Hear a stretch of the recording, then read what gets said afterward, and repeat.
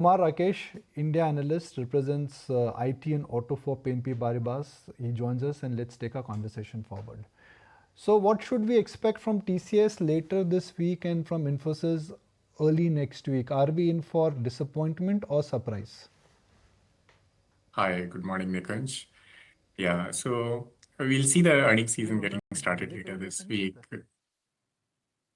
We expect most of the companies to report flattish revenue growth sequentially, although we would continue to see YOY growth to improve for the sector. More importantly, we would expect that the management commentary should start turning a little more optimistic. We are in the middle of budgeting cycle for the enterprises for 2025 calendar year, and we could start getting some early insight into what kind of budgets would we likely see in 2025. We do expect that the budget for this year would be higher than last year, and the general optimism should start reflecting into the commentary as well. Optimism will start reflecting because if Indian IT companies are losing because of AI penetration has only increased. It is becoming more like a mainstay now. So if the root problem was that this entire business model, which was based on manpower and coding, and it was charged on billing rates based on number of human, who were working on, number of people who are working on it, that model has changed. If that model has changed, why do you think we should expect optimism?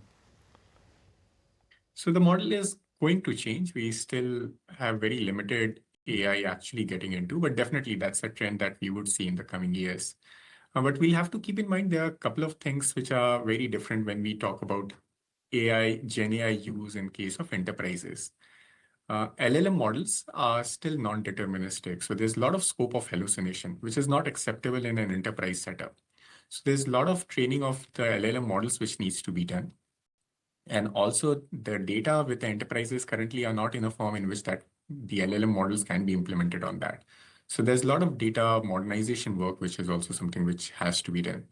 So what I'm trying to say is that there's a lot of groundwork for even implementation of GenAI, which needs to be done. A lot of that work will eventually come to these Indian IT services companies.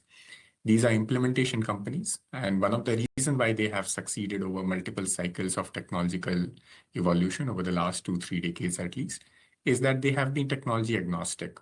They haven't taken technology bets. And that is something which we would see in the coming years as well. Coming to your point that the business model, which was dependent on employees, and that definitely is going to see a shift. It's fair to expect that the linearity of the business model is going to change. And that is something which we already see some of the Indian IT services companies trying to prepare themselves for. They have started building the accelerator platforms, which are going to help them derive higher value addition to the deal.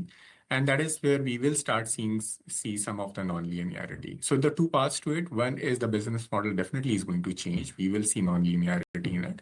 At the same time, enterprises would need a lot of hand-holding where the Indian IT services companies will continue to get more demand.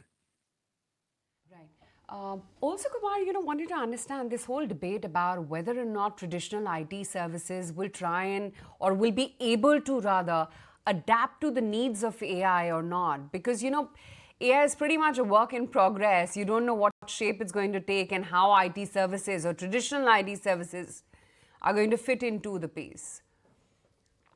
Right. That definitely is the case. We still are at a very early stage. Difficult to call out who's a loser or a winner in this transition. But what we definitely see, so the way we are looking at the GenAI rollout is largely in 3 phases. The first phase, which I was referring to, is the data modernization. We prepare the groundwork for the GenAI implementation.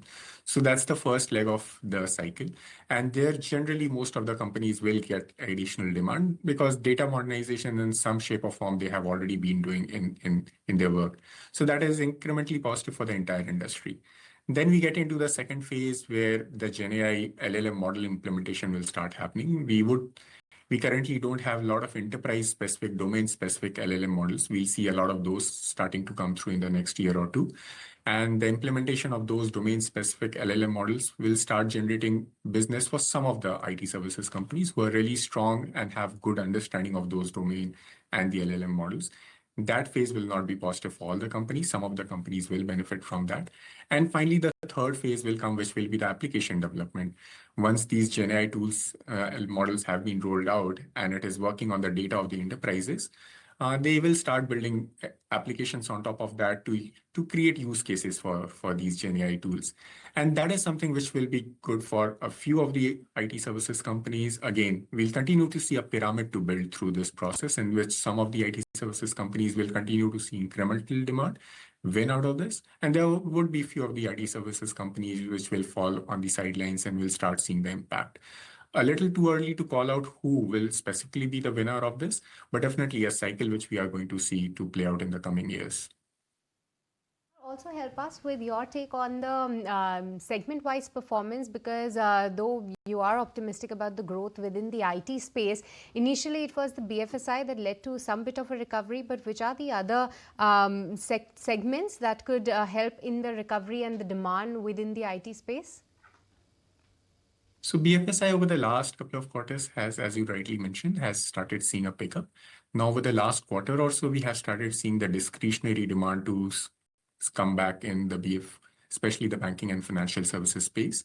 And that is something which we expect through this year continue to pick up. There's a lot of pent-up demand. The tech stack upgrade has been postponed for the last 2 years, and there's a lot of work which needs to be done. Cloud migration had paused, so that is also something which has to pick up. So we'll continue to see that to continue through this year. Couple of other verticals which we expect through this year to start contributing into the recovery. The first should be CPG retail. That is one vertical which slowed down because of the high inflation the companies were facing, and the enterprise, consumer demand also had slowed down. So that's another vertical which we see should start contribute to growth. We have already started seeing, or the expectation is that the inventory restocking in the US should start happening. And that essentially indicates that the confidence coming back into the consumer demand. So CPG retail is another vertical which we expect to start contributing in growth. The second vertical should be technology, which also had seen some bit of slowdown. We expect that also to start coming back in once the inflationary pressures are behind. We would expect technology vertical also to start driving recovery. These are the two verticals where over the last few months, we have seen the deal signings to have picked up. So there are some initial indications that the demand recovery should be around the corner in these two verticals.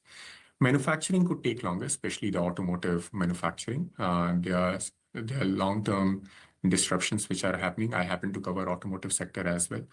One of the reasons why automotive demand for engineering R&D demand from the automotive sector was strong was because of the push towards electrification.